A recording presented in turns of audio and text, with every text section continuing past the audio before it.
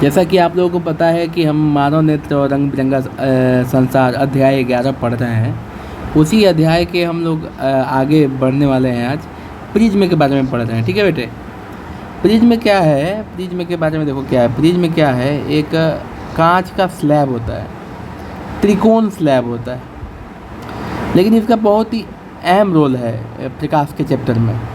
ठीक है ना, प्रकाश के चैप्टर में बहुत अहम रोल है। इसकी खासियत क्या है बेटा, कि जब इससे प्रकाश की किरण जाती है ना और आपतित होती है तो अपवर्तन के बाद में 7 रंगों में बढ़ जाती है। ये इसको स्पेक्ट्रम बोलते हैं। तो यही जो है इसकी खासियत है कि वो प्रकाश को 7 रंगों में बांट देता है। तो आइए पढ़ते हैं प्रिज्म होता क्या है। यह एक तिकोना कांच का स्लैब होता है। स्लैब मतलब टुकड़ा, जिसके 2 आधार त्रिभुजाकार होते हैं तथा 3 आधार पृष्ठ आयताकार होते हैं। ये सतह आपस में झुके होते हैं किसी कोण पे। यहाँ पे आप थोड़ा सा लिख लीजिएगा, किसी कोण पे, किसी कोण पे झुके होते हैं। मतलब कि प्रिज्म जो होता है इसमें 2 त्रिभुजाकार आधार होता है और 3 जो है आयताकार पृष्ठ होता है। पृष्ठ मतलब सतह। ठीक है ना, पढ़ेंगे हम लोग बॉन्ड एंगल ऑफ प्रिज्म। ठीक है ना। अब देखो होता क्या बेटा, ये लो हमारे पास एक प्रिज्म बन गया। ठीक है, प्रकाश की किरण आई, आने वाली किरण को क्या बोलते हैं, आपतित किरण। अपवर्तन हुई और लौट गई, ये बीच वाले को बोलते हैं अपवर्तित किरण। जो कि माध्यम के अंदर होता है उसे अपवर्तित किरण कहते हैं। और ये जो निकल गया ये हो गया निर्गत किरण।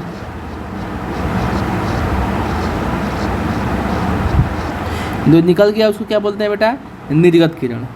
अब देखो इस रेखा को कैसे जाना चाहिए था, सीधा जाना चाहिए था, और इस रेखा को पीछे मुड़ना चाहिए था। तो यहाँ पे जो कोण बनता है ना बेटा, इसको डी कहते हैं। डी का मतलब हो गया विचलन कोण। कभी कभी परीक्षा में आपसे ये सवाल पूछ देता है कि विचलन कोण किसे कहते हैं, और इसके लिए रेखा चित्र खींचिए या किरण खींचिए, किरण आरेख खींचिए, किरण आरेख खींचिए। ठीक है ना। तो उस केस में आप ये फ़ोटो बनाओगे, और जो यहाँ पे कोण होता है जैसे ए बी सी, तीन हो गया ना, तो जो यहाँ पे कोण होता है इसी को बोलते हैं प्रिज्म कोण। इसके बारे में नीचे बहुत बढ़िया से मैंने बताया है, मैं आपको समझाने के लिए बस यहाँ पे बता रहा था। नीचे देखिए सेम टू सेम है। ये आपका जो पी क्यू है, ये जो पी क्यू है ये आपतित किरण है। ये आपका जो ई एफ है ये अपवर्तित किरण है। और जो यहाँ से मुड़ के वापस जा रहा है ये हो गया आपका निर्गत किरण। ठीक है, इस लाइन को आगे की तरफ बढ़ाया गया है और इस लाइन को आगे की तरफ बढ़ाया गया है, तो हमको यहाँ पे एक कोण मिलता है, इसे डी के द्वारा सूचित करते हैं। और ये कोण क्या है बेटा, विचलन कोण। ठीक है, फिर यहाँ पे एक अभिलंब खींचा गया है 90 डिग्री के कोण पे, फिर यहाँ पे भी एक अभिलंब खींचा गया है 90 डिग्री के कोण पे। फिर ए वाला कोण और ए वाला कोण आपतन कोण अपवर्तन कोण हो जाता है। उसी प्रकार ये जो यहाँ से निकलता है ये निर्गत कोण हो जाता है। ये दोनों वहाँ पे जहाँ पे काटते हैं उसको जी नाम दे देते हैं हम लोग। तो यहाँ पे मैंने बहुत अच्छे से लिखा है, पी क्यू बराबर आपतित किरण, ई एफ बराबर अपवर्तित किरण, एफ एस बराबर निर्गत किरण, कोण डी विचलन कोण। ये विचलन कोण जो है ना, ये आपको एग्जाम में पूछ सकता है कि विचलन कोण दर्शाने के लिए किरण आरेख खींचिए। तो आपको इतना सारा खींचने का ज़रूरत नहीं है, इतना सारा खींचने का आवश्यकता नहीं है। आप सिर्फ इस वाले फिगर को बनाइए। इस वाले फिगर में सिर्फ हम किसको दिखाएंगे, सिर्फ और सिर्फ डी को दिखाएंगे, मतलब सिर्फ और सिर्फ हम विचलन कोण को दिखाएंगे। ठीक है ना, इसको लिख देंगे यहाँ पे विचलन कोण। और एग्ज़ाम में पूछता ही पूछता है, बहुत तेज़ी देखा गया है कि पूछ देगा कि विचलन कोण, प्रिज्म में विचलन कोण बताएं, या फिर ये जो एंगल है बेटा, ये कौन सा एंगल है, तो ये है प्रिज्म का कोण, ये याद रखिएगा आप लोग, ठीक है। अब देखो कोण आई आपतन कोण है, आपको पहले से पता है, और कोण आर अपवर्तन कोण है, भी आपको पहले से पता है। कोण ई जो है ये नया कोण दिखेगा आपको, निर्गत किरण। तो जिस कोण पे जो किरण है बाहर की तरफ प्रिज्म से बाहर निकलती है वो निर्गत किरण होता है। लेकिन ये निर्गत किरण जो होता है सभी रंगों के लिए अलग अलग होता है, मतलब जो प्रकाश 7 रंगों में बढ़ती है ना, उन सभी के लिए ये अलग अलग होता है, ठीक है। और ये लास्ट में कोण ए जो है, कोण ए जो है प्रिज्म कोण है, angle of prism, angle of prism होता है, ठीक है ना। अब देखो बेटा, अभी हम पढ़ेंगे वर्ण विक्षेपण क्या होता है। देखो श्वेत प्रकाश का वर्ण विक्षेपण, श्वेत प्रकाश मतलब जो प्रकाश हम सूर्य का प्रकाश देख पाते हैं आंखों से, वो श्वेत ही होता है। अब जैसे कि फिगर में आप देखो बच्चे कि फिगर में हमारा एक प्रिज्म है, मान लो ए बी और सी कोई प्रिज्म है, यहाँ से एक प्रकाश किरण जाती है, लेकिन इसको सीधा होना चाहिए लेकिन सीधा नहीं होता है। अपवर्तन होने के बाद ये 7 रंगों में बढ़ जाती है, बटी है ना, यहाँ पे ये है रेड, ये है आपका, मतलब अलग अलग कलर में दिखाया गया है, मैं आपको बताऊंगा कौन कौन से कलर है। श्वेत प्रकाश का स्पेक्ट्रम बोलते हैं इसको, इसका परिभाषा पढ़ेंगे तो आपको अच्छे से समझ में आएगा। देखिए, जब श्वेत प्रकाश किरणें प्रिज्म पर आपतित होती है, मतलब पड़ती है, आपतित होती है, तो 7 रंगों की पट्टी में विभाजित हो जाती है। कितने पट्टी में बेटा? 7 रंग की पट्टी में। यानी श्वेत प्रकाश किरण मतलब सूर्य के प्रकाश में कितने रंग होते हैं? 7 रंग होते हैं। ये आपको 1 नंबर के सवाल में क्वेश्चन पूछ सकता है कि सूर्य के प्रकाश में कितने किरण होते हैं, तो सूर्य के प्रकाश में बेटा 7 किरण होते हैं, ठीक है ना। लिखा है ना, 7 कर्णों की पट्टी में विभाजित हो जाती है। इस घटना को प्रकाश का वर्ण विक्षेपण कहा जाता है। परीक्षा में आपसे पूछेगा कि प्रकाश का वर्ण विक्षेपण किसे कहते हैं, तो आपको ये लिखना पड़ेगा कि जब प्रकाश की किरण, श्वेत किरणें प्रिज्म से आपतित होती है तो 7 रंगों की पट्टी में विभाजित हो जाती है, और इस घटना को प्रकाश का वर्ण विक्षेपण कहा जाता है। और आपको ये फ़ोटो बनाना पड़ेगा, ठीक है ना। अब आगे देखिए क्या कह रहा है। इन रंगों की पट्टी को भिबगयोर, ये याद रखिएगा, आपके लिए बहुत ज़रूरी है। 7 रंगों में कौन कौन सा रंग और क्या उसका सीरियल है, क्रम क्या है, किस क्रम में रंग होते हैं। तो देखिए, ऊपर होता है आर और नीचे होता है भी, ठीक है ना। ये बात हमेशा याद रखना है। ऊपर क्या होगा? आर, और नीचे क्या होगा? भी। इसमें ऐसा लिखा हुआ है भिबगयोर, मतलब नीचे से ऊपर गया है, ठीक है ना। भिबगयोर याद रखना है। लिखकर रंगों का क्रम याद किया जाता है।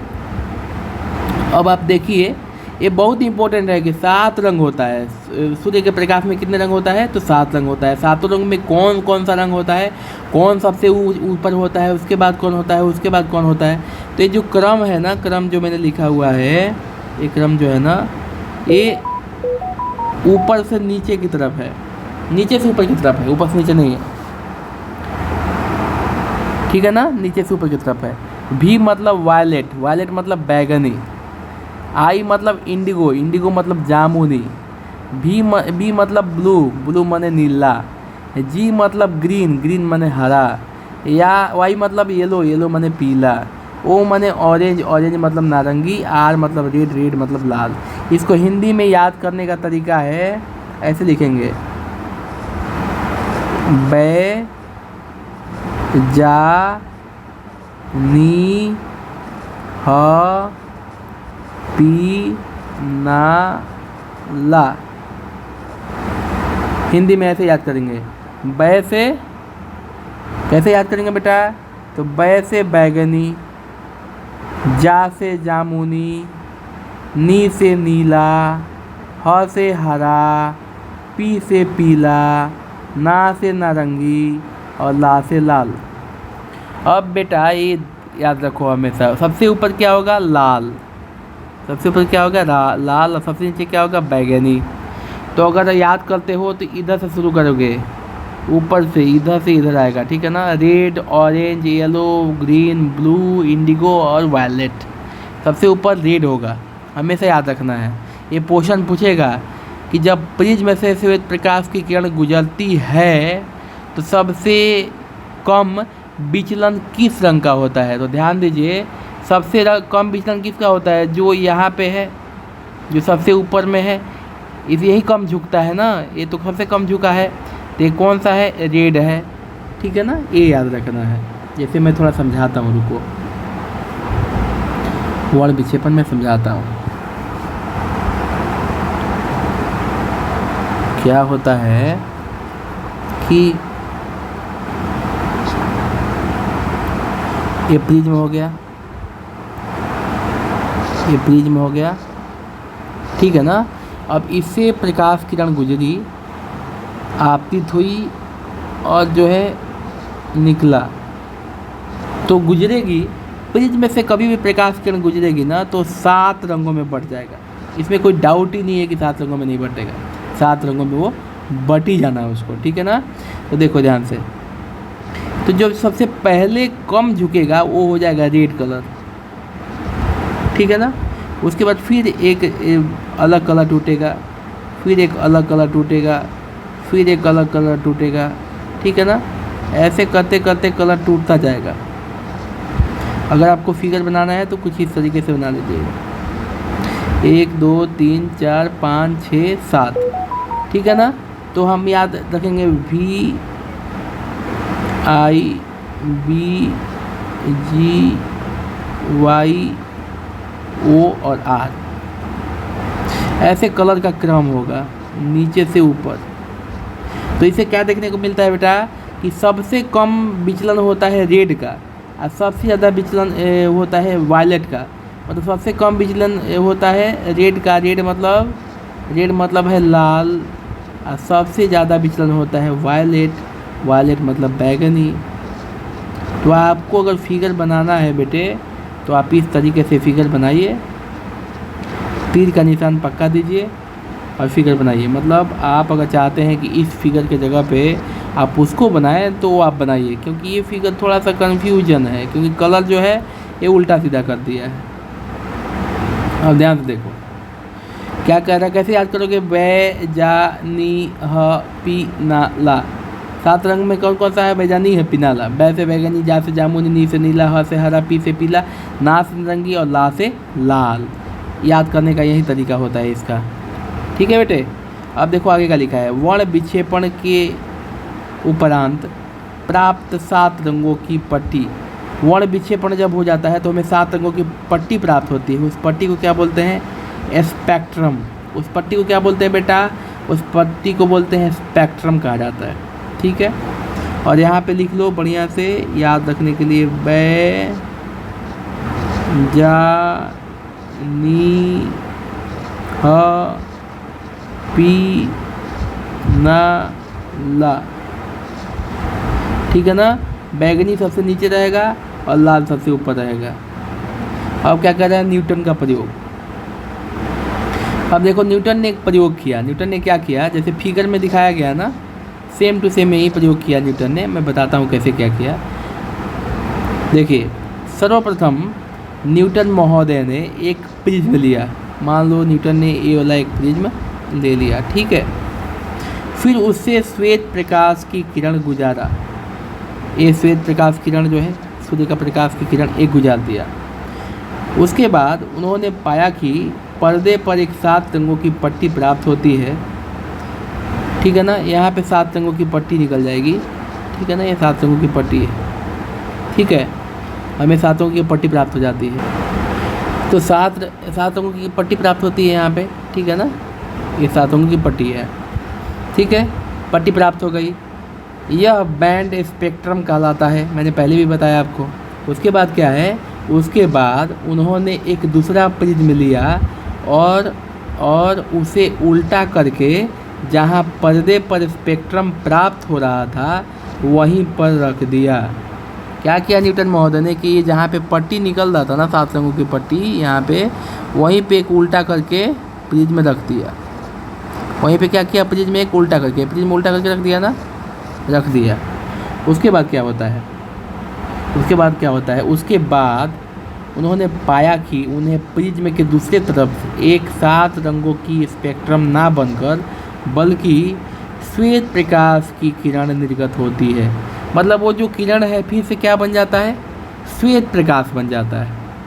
फिर से क्या बन गया, क्या बन के निकला, श्वेत प्रकाश बन के निकला। मतलब जो टूटा था उल्टा करने पे, 7 रंगों में जो बटा था, विभक्त हुआ था, वो उल्टा करने पे फिर से एक रंग में बदल गया, वो है श्वेत प्रकाश किरण। अब यहाँ पे नीचे में क्या है बेटे, देखो बढ़िया से। तो इस प्रकार उन्होंने निम्न निष्कर्ष निकाला, क्या है, सूर्य का प्रकाश 7 रंगों से मिलकर बना होता है। ये पहले का निष्कर्ष निकाला। मतलब सूर्य का प्रकाश कितने रंगों से मिलकर बना होता है, 7 रंगों से। दूसरा, श्वेत प्रकाश किरण प्रिज्म द्वारा 7 रंगों में बढ़ जाता है। बिल्कुल, प्रिज्म से गुजरने के बाद सभी रंगों का प्रकाश किरण अलग अलग कोणों पर झुकता है। सही बात है ना बेटा, मैंने अभी ऊपर आपको बताया था, यही चीज़ अभी बताया था। देखो यहाँ का कोण, यहाँ का कोण, यहाँ का कोण, यहाँ का कोण, सबका कोण अलग अलग है बेटा। कोई जिसका तरंगदैर्घ्य कम है, लाल सबसे कम झुका है, उसके बाद ऑरेंज झुका है, उसके बाद येलो झुका है, उसके बाद ग्रीन, फिर ब्लू, फिर इंडिगो, और सबसे ज़्यादा झुका है आपका बैगनी। बैगनी कलर सबसे ज़्यादा झुका है। तो सभी का कोण जो है अलग अलग होगा बेटा, ठीक है ना। तो यही बात यहाँ पे न्यूटन महोदय ने अपने प्रयोग के बाद बताया है, ठीक है। उसके बाद क्या कह रहा है, लाल रंग का विचलन सबसे कम हो तथा बैगनी रंग का विचलन सबसे, बैगनी रंग का विचलन लिखना भूल गए यहाँ पे, बैगनी रंग का विचलन सबसे अधिक होता है, ठीक है ना। मैंने बताया ना कि लाल रंग सबसे कम झुकता है और बैगनी रंग सबसे ज़्यादा झुकता है, ठीक है। उसके बाद क्या कह रहा है कि अलग अलग रंगों के प्रकाश किरणों का विचलन उसके तरंगदैर्घ्य पर निर्भर करता है। सही है ना बेटा। तरंगदैर्घ्य हम बता चुके हैं आपको। तरंगदैर्घ्य क्या है कि जब तरंग इस तरीके से गुजरता है तो इसको बोलते हैं श्रृंग और इसको कहते हैं गर्त। तो 2 श्रृंगों के बीच की दूरी और 2 गर्तों के बीच की दूरी, दोनों में से कोई एक, या फिर 2 श्रृंगों के बीच की दूरी या फिर 2 गर्तों के बीच की दूरी को क्या बोलते हैं, तरंगदैर्घ्य कहते हैं, ठीक है ना। तो जिसका तरंग जो इसका जो विचलन है वो तरंगदैर्घ्य पर निर्भर करता है। लाल रंग का तरंगदैर्घ्य सबसे अधिक होता है, इसीलिए यह कम झुकता है। बैगनी रंग का तरंगदैर्घ्य सबसे कम होता है, इसलिए ज़्यादा नहीं लिखते हैं, ज़्यादा मात्रा की जगह पे लिखते हैं।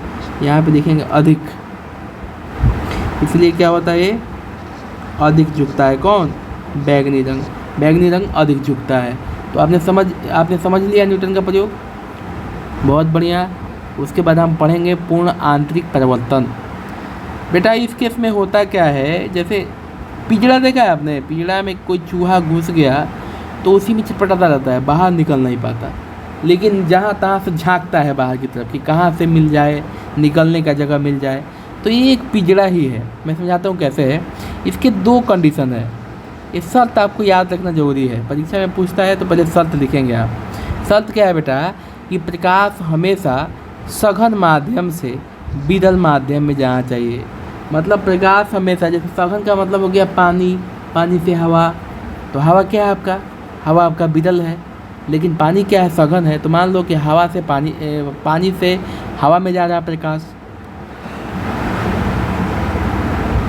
दूसरा कंडीशन क्या है बेटा, कि आपतन कोण का मान क्रांतिक कोण से अधिक होना चाहिए।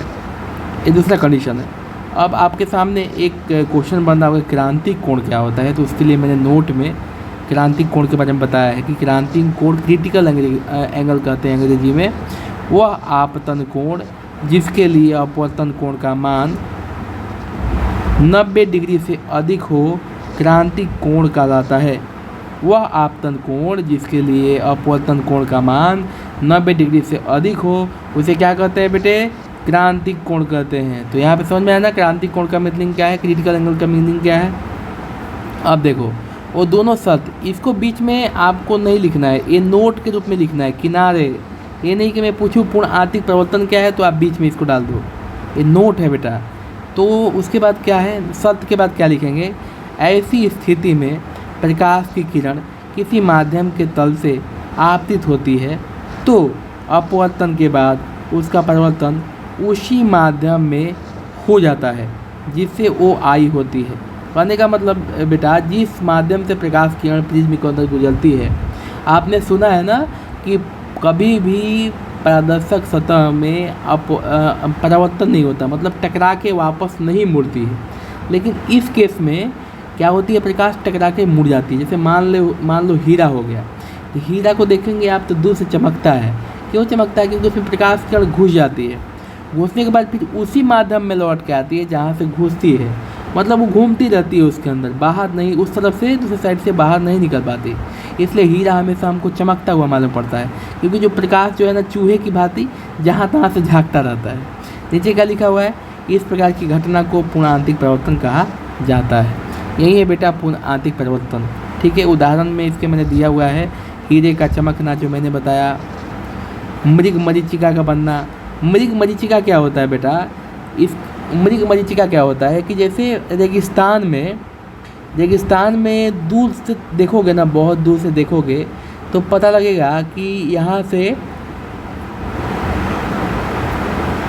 कुछ दूरी पे एक तालाब है, ऐसा मालूम पड़ेगा कि सामने, जैसे मान लो तुम यहाँ पे हो, चारों तरफ बालू ही बालू है, ठीक है। तो तुम्हें यहाँ से देखोगे तो तुम्हें पता चलेगा कि यहाँ पे एक तालाब है, एक बड़ा सा तालाब है, ठीक है ना। अब तुम यहाँ पे जाओगे, उठ के चल के पानी पीने के लिए यहाँ पे जाओगे तो पता लगेगा वहाँ तो तालाब है, ये नहीं है, वहाँ तो बालू है। तो ये एक भ्रम है बेटा। मृग मरीचिका क्या है? एक भ्रम है, ठीक है ना। मृग मरीचिका एक भ्रम है। तो ये किसकी वजह से होता है? तो ये भी होता है पूर्ण आंतरिक परिवर्तन के कारण ही होता है। कांच में दरार का चमकना। तुमने देखा होगा कि कोई कांच का शीशा फूट जाता है ना, बीच से कहीं चिनक जाता है, तो वो लाइट पड़ने पर चमकता है। उसका कारण भी यही है, पूर्ण आंतरिक परिवर्तन। आपसे परीक्षा में पूछा जाएगा कि निम्नलिखित में से कौन सी घटना पूर्ण आंतरिक परिवर्तन के कारण होती है, ठीक है ना। तो आप ये बताएंगे, पानी में डूबी खाली परख नली का चमकना। परख नली पता है ना आपको, कुछ इस तरीके से होता है परख नली। तो पानी में खाली परख नली डाल दोगे ना तो वो चमकने लगता है, वो भी इसी कारण होता है। ऑप्टिकल फाइबर में इसका यूज होता है। तो ये है पूर्ण आंतरिक परिवर्तन के प्रयोग। अब हम पढ़ेंगे वायुमंडलीय अपवर्तन, एटमॉस्फेरिक रिफ्रैक्शन। देखो बेटा होता क्या है, इसका आप परिभाषा पढ़ोगे ना तो आप अच्छे से समझ जाओगे। होता क्या है, वायुमंडल में दो प्रकार की वायु परतें पाई जाती है, ठीक है। कौन कौन सी बेटा? तो एक ठंडी वायु तथा दूसरी गर्म वायु। एक ठंडी वायु मिलती है और दूसरी गर्म वायु मिलती है, ठीक है। इतना तक समझ गए आप। गर्म वायु हल्की होती है, जाहिर सी बात है, उसमें पानी की मात्रा नहीं होता, कम होता है, तो हल्का होता है, जिससे कि वह ऊपर उठ जाती है। मतलब गर्म वायु क्या होगा? ऊपर उठ जाता है। ठंडी वायु नमी के कारण भारी होती है, जिसके कारण धरती के सतह की ओर होती है, मतलब धरती की सतह के करीब होती है। यहाँ तो आपको क्लियर है, कोई समझाने वाला चीज़ तो है नहीं। उसके बाद देखिए, यहाँ ठंडी वायु सघन माध्यम तथा गर्म वायु विरल माध्यम का कार्य करता है। हमें पता है कि अपवर्तन होने के लिए दो माध्यम चाहिए, उसमें से एक सघन होना चाहिए और दूसरा विरल माध्यम होना चाहिए। एक ही माध्यम नहीं होना चाहिए, एक माध्यम में कभी अपवर्तन नहीं हो सकता है, दो माध्यम होना चाहिए। तो यहाँ जो गर्म वायु है वो विरल माध्यम का काम करेगा और ठंडा वायु जो है वो सघन माध्यम का काम करेगा बेटे, ठीक है। इतना समझ में आया। उसके नीचे देखिए, यह हवाएं भिन्न भिन्न अपवर्तनांक का माध्यम बनाती हैं। अपवर्तनांक मतलब बताया है ना कि किसी माध्यम की वह क्षमता जो प्रकाश किरणों को विचलित कर दे, उसे अपवर्तनांक कहते हैं। मतलब जो अलग अलग परतें हैं ना वायु की, उनकी अपवर्तनांक की जो क्षमता होती है बेटा, वो अलग अलग होती है। कहने का मतलब ये है, मोड़ने की क्षमता, विचलन करने की क्षमता अलग अलग होती है। फिर क्या कह रहा है कि जब इन माध्यमों से प्रकाश की किरणें गुजरती है तो उसका अपवर्तन होता है और इसे ही वायुमंडलीय अपवर्तन कहते हैं। अब इसे आसान भाषा में आपको कोई नहीं लिखवा सकता है और समझा सकता है, ठीक है बेटा। उम्मीद है आपको ये समझ में आया होगा। उदाहरण क्या है? उदाहरण है तारों का टिमटिमाना। अग्रिम सूर्योदय एवं विलंब से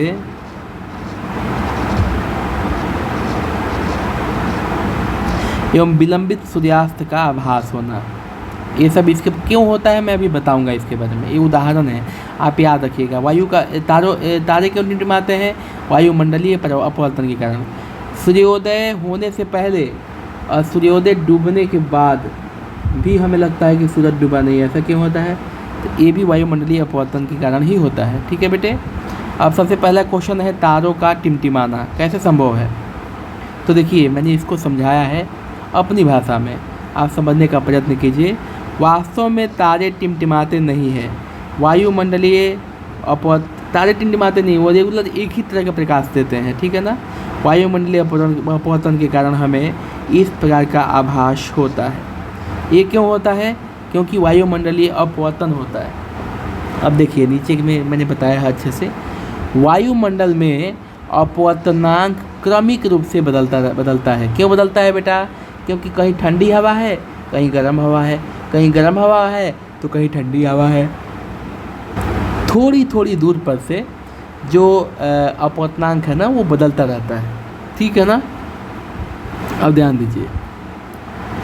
उसके बाद क्या है कि जब तारों से आ रही प्रकाश की किरणें वायुमंडल में प्रवेश करती हैं तो प्रकाश किरणों का अपवर्तन होता है। इसमें तो कोई डाउट ही नहीं है। जिसके परिणाम स्वरूप आ रही प्रकाश की किरणें क्रमिक विचलन होता है। आ रही प्रकाश किरणों का क्या होगा? क्रमिक विचलन। मतलब विचलन का मतलब क्या कि अपवर्तन होगा। अपवर्तन में हमेशा क्या होगा? विचलन होगा। जो भी प्रकाश किरणें आएगी उनका निरंतर विचलन होता रहेगा। जैसे एक आई, उसका भी मुँह से भी मोड़ दिया, उसके बाद एक आई, उससे ज़्यादा मोड़ दिया, फिर एक आई, उसको और ज़्यादा मोड़ दिया।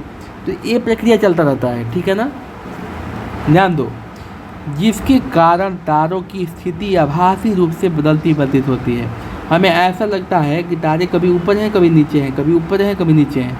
इसलिए हमारी आँखों में प्रवेश करने वाले तारों की प्रकाश की मात्रा झिलमिलाती रहती है और इसी के कारण कोई तारा कभी चमकीला तो कभी धुंधला प्रतीत होता है और इसीलिए तारे टिमटिमाते हैं। समझ गए बेटे।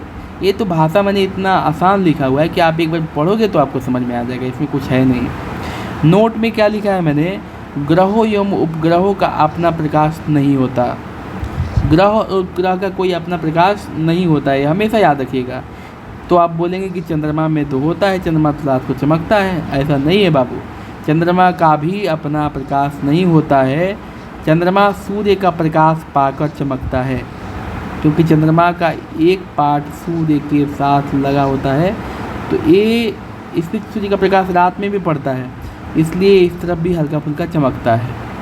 ये बात हमेशा ध्यान रखिए आप। ठीक है।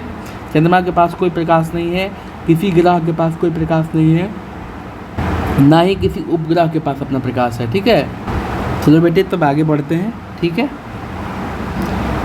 आप कहेंगे कि एक ही दिन में कितना पढ़ा रहा हूँ, तो मैं पूरा समझाने का प्रयास कर रहा हूँ कि आपका सिलेबस जल्दी ख़त्म हो जाए, फिर हम बहुत सारे क्वेश्चनों का अभ्यास करें। ठीक है। अब देखो बेटा है क्या। क्वेश्चन कह रहा है कि अग्रिम सूर्योदय, मतलब सूर्योदय होने से पहले लगता है कि सूर्योदय हो गया, एवं विलंबित सूर्यास्त। यहाँ पे सूर्यास्त लिखना भूल गया।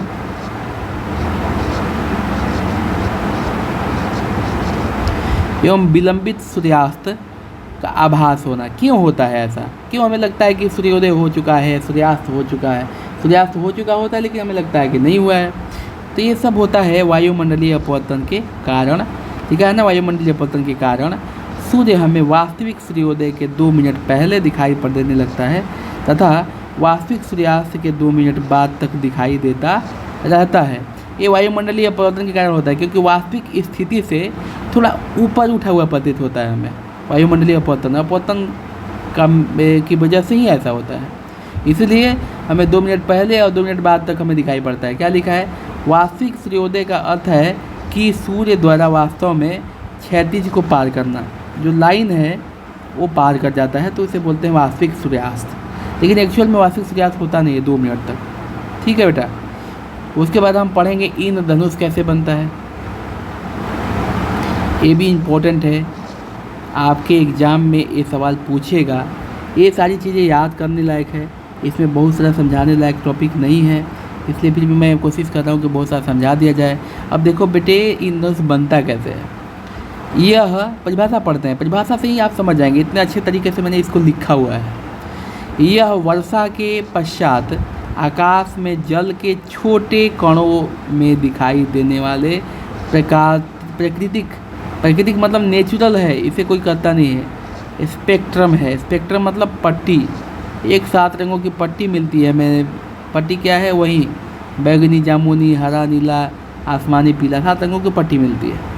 यह वायुमंडल में उपस्थित जल की बूंदों के द्वारा सूर्य के प्रकाश के परिक्षेपण मतलब वर्ण विक्षेपण भी होता है। विक्षेपण या परिक्षेपण एक ही चीज़ है, ठीक है ना बेटा।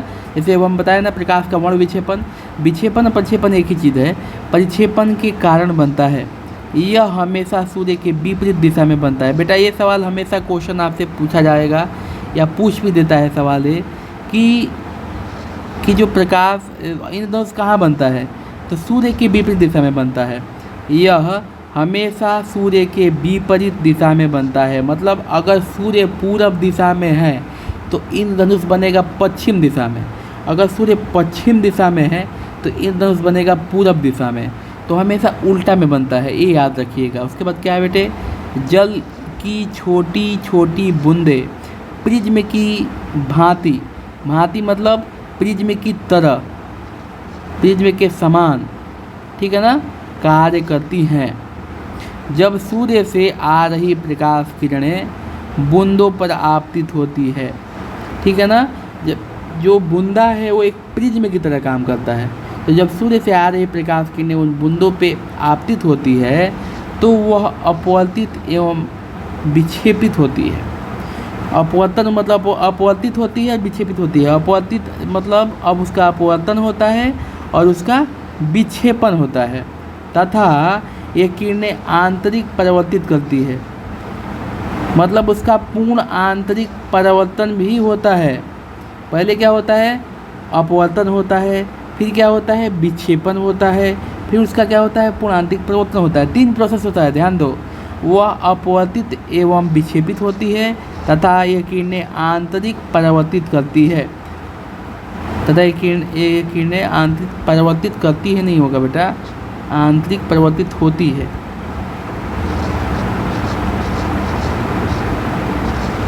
ये किरणें आंतरिक परिवर्तित होती है, ठीक है ना। मतलब पहले अपवर्तित मतलब अपवर्तन होता है, विक्षेपित मतलब विक्षेपण होता है, और आंतरिक परिवर्तित होती है मतलब पूर्ण आंतरिक परिवर्तन होता है। 3 प्रोसेस यहाँ पे होता है।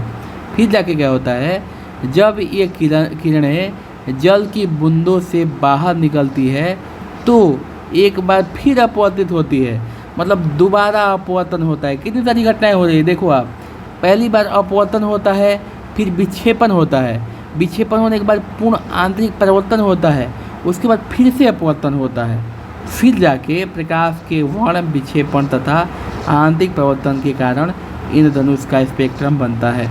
मतलब इसमें मुख्यतः 2 ही होता है, एक वर्ण विक्षेपण, इंद्रधनुष बनने में 2 ही घटनाएं मुख्यतः होती है।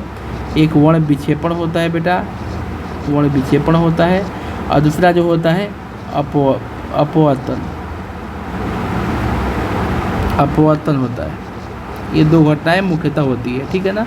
अब देखो यहाँ पे जो हमारे पास फ़ोटो है बेटा, इस फोटो में देखो ये जो पट्टी बना हुआ है ना, ये जो पट्टी बना है यही है इंद्रधनुष। ये हमेशा सूर्य के अपोजिट साइड में बनेगा, सूर्य के अपोजिट साइड में बनेगा, ठीक है ना। इंद्रधनुष के बारे में आप समझ गए। पहले क्या होता है, इसका प्रोसेस यही है बेटा। पहले क्या होता है, अपवर्तन होता है, अपवर्तन के बाद विक्षेपण होता है, विक्षेपण के बाद क्या होता है, पूर्ण आंतरिक परिवर्तन होता है, उसके बाद फिर से अपवर्तन होता है, ठीक है ना। तो ये प्रक्रिया दोहराती है, फिर जाके इंद्रधनुष बनता है। अब देखो क्या है बेटा, प्रकाश का प्रकीर्णन। प्रकाश का प्रकीर्णन मतलब होता है, प्रकीर्णन का मतलब होता है बेटा, प्रकीर्णन का मतलब होता है फैलना। आप फैलना लिखना नहीं है, आपको समझाने के लिए मैं बता रहा हूँ। प्रकाश का प्रकीर्णन मतलब फैलना। अंग्रेजी में प्रकीर्णन को बोलते हैं स्कैटरिंग।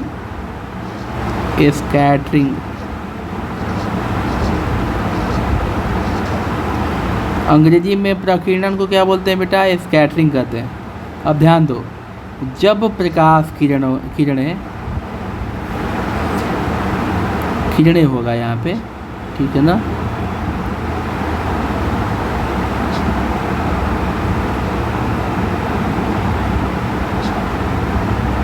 जब प्रकाश किरणें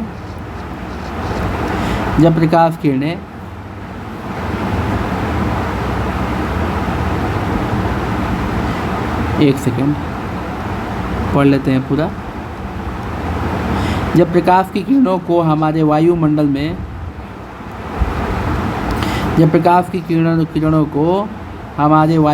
में मौजूद धूल के कण अवशोषित कर लेते हैं। ध्यान दो बेटा, जब सूर्य से आती है प्रकाश की किरणें तो वायुमंडल में प्रवेश करती है। वायुमंडल में आपको पता है बहुत सारी गैसेस हैं, गैसेस के कण हैं, फिर धूल कण हैं, तो लोग क्या करता है ना, उसको ऑब्जर्व कर लेता है, अवशोषित कर लेता है, तथा आगे पढ़ते हैं, तथा कुछ समय के बाद परावर्तित कर देते हैं। मतलब सोखने के बाद कुछ देर के बाद उसको उत्सर्जित कर देते हैं, लौटा देते हैं, परावर्तित कर देते हैं। तो प्रकाश किरणों का वायुमंडल में फैलना, तो इस प्रकार से, यहाँ पे थोड़ा सा जोड़ लो, तो इस प्रकार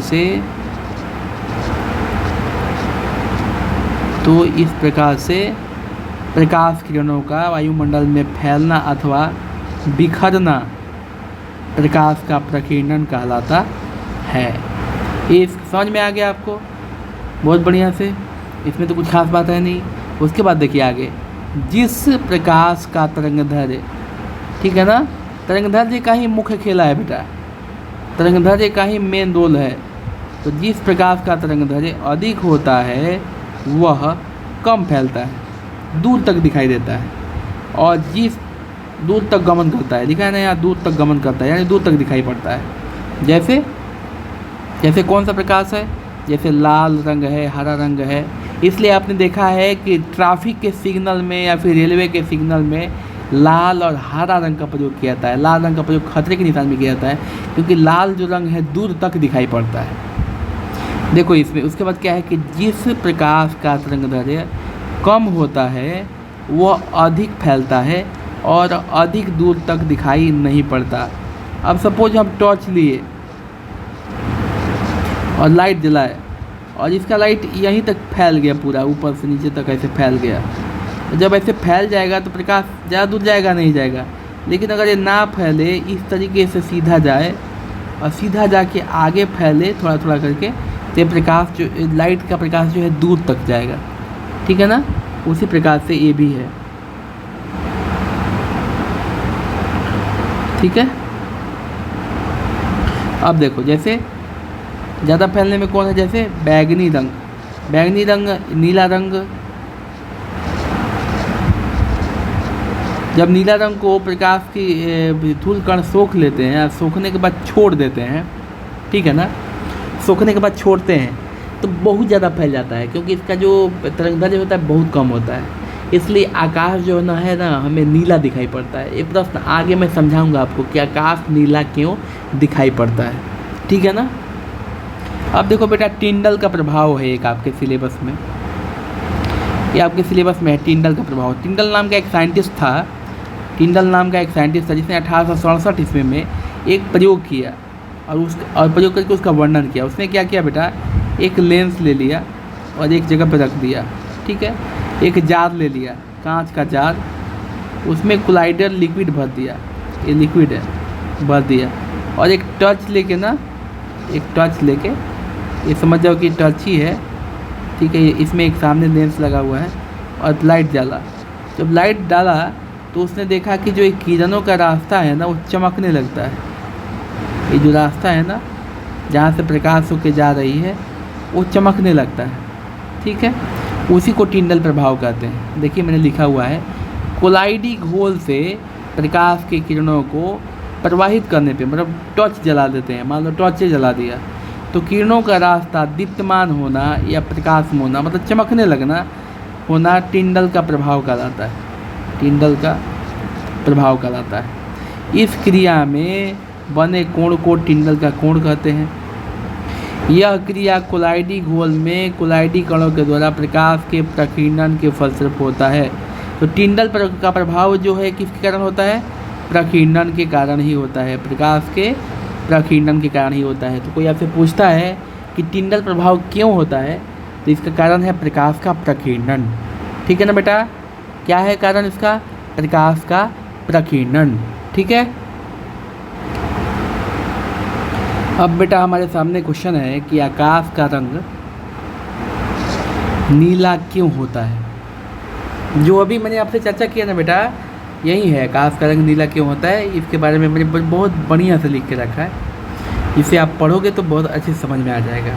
समझिए क्या लिखा है कि जब सूर्य से आने वाली प्रकाश किरणें वायुमंडल में प्रवेश करती है, करती है, तो वायुमंडल में मौजूद धूल के कण उसे अवशोषित कर लेते हैं। मैंने ये चीज़ बताया आपको, पहले ही बता चुका हूँ। तथा कुछ समय के बाद उत्सर्जित कर देते हैं। उत्सर्जित मतलब छोड़ देते हैं। ऐसी स्थिति में जिस प्रकाश का तरंगदैर्घ्य कम होता है वह अधिक फैलता है। ठीक है ना, मैंने बताया था पहले भी, जिसका ज़्यादा होता है कम फैलता है, जिसका कम होता है अधिक फैलता है। यहाँ पे लिखिए, इसीलिए नीला रंग का तरंगदैर्घ्य कम होता है, जिससे यह बहुत अधिक फैल जाता है। ठीक है। परिणाम स्वरूप आकाश हमें नीला दिखाई पड़ता है। इसमें कुछ भी समझाने लायक तो आपको है नहीं, सभी चीज़ें मैंने पीछे समझा ही दिया है कि नीला रंग का तरंगदैर्घ्य कम होता है, कम होने की वजह से ज़्यादा फैल जाता है। ठीक है। अब देखिए अगला सवाल है, सूर्योदय तथा सूर्यास्त के समय सूर्य का लाल क्यों दिखाई पड़ता है। आपके किताब में इस लाल के बदले में कुछ लिखा है रक्ताभ। रक्ताभ मतलब रक्त का कलर क्या होता है? लाल। तो लालिमा बोलते हैं, लालिमा दिखाई पड़ता है। इसका कारण क्या है बेटा? तो इसको भी बहुत बढ़िया से मैंने समझा के लिखा है बेटा, सुनो क्या है। जब सूर्योदय अथवा सूर्यास्त होता है तो उस समय सूर्य हमसे बहुत दूर होता है। अब इसको अच्छे से समझते हैं बेटा, ध्यान दो। ये हमारा सूर्य है, सन। इसके चारों तरफ ये जो हमारी पृथ्वी है ना, वो कक्षा कैसा है? वो कक्षा है इलिप्टिकल, मतलब कुछ इस तरह का कक्षा है। ये हमारी पृथ्वी है और ये चक्कर लगाती जाती है। यहाँ पे जब होती है, अगर ये ईस्ट है और ये वेस्ट है, तो यहाँ पे जब होती है तो सुबह हो जाता है, और जब यहाँ पे होती है तो शाम हो जाता है। तो यहाँ से यहाँ तक की दूरी और यहाँ से यहाँ तक की दूरी, यहाँ से यहाँ तक की दूरी की अपेक्षा ज़्यादा है। ये दूरी ज़्यादा है दोनों। और ये दूरी कब ज़्यादा है? सिर्फ सुबह और शाम को, शाम और सुबह को ही ज़्यादा है। बाकी टाइम में जो बीच वाला पार्ट है वो तो ज़्यादा नहीं है बड़ा। तो इसीलिए मैंने आपको ऊपर में बताया है कि सूर्योदय और सूर्यास्त के समय, उस समय सूर्य हमसे बहुत दूर होता है। समझ में आया ना कैसे दूर होता है? ऐसी स्थिति में सूर्य से आ रही प्रकाश किरणें वायुमंडल के द्वारा प्रकीर्णित हो जाती है। प्रकीर्णित मतलब फैलती है। जैसे प्रकीर्णन में होता क्या है बेटा? पहले सोखता है फिर छोड़ता है। उस कंडीशन में छोड़ता है, पहले सोखता है धूल कण, फिर कुछ देर बाद वो छोड़ देता है, प्रकीर्णित हो जाती है। लाल रंग का तरंगदैर्घ्य अधिक होता है, जिससे कि यह बहुत कम फैलता है और काफ़ी दूर तक दिखाई पड़ता है। मैंने बताया ना, जिसका तरंगदैर्घ्य ज़्यादा होगा वो कम फैलेगा, और कम फैलेगा तो दूर तक दिखाई पड़ेगा।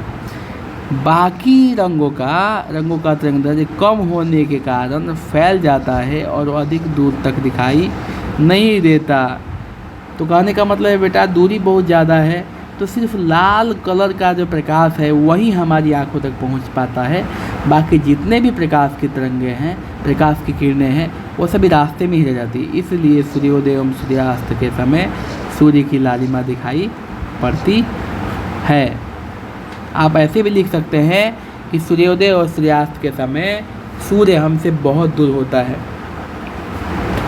जब सूर्य से आने वाली प्रकाश किरणें वायुमंडल में प्रवेश करती है तो प्रकीर्णित हो जाती है, धूल कणों के द्वारा सोख लिया जाता है और कुछ देर के बाद उत्सर्जित कर दी जाती है। इस स्थिति में जिस लाल रंग का तरंगदैर्घ्य अधिक होने के कारण वो हमारी आँखों तक पहुंच पाता है और ये सूर्योदय और सूर्यास्त के समय हमें लालिमा दिखाई पड़ता है। बाकी कोई भी रंग हमारी आँखों तक दूरी अधिक होने की वजह से पहुंच नहीं पाता, जिससे हमें कोई और कलर दिखाई नहीं पड़ता है, हमें सिर्फ रेड कलर दिखाई पड़ता है। समझ में आया ना बेटे?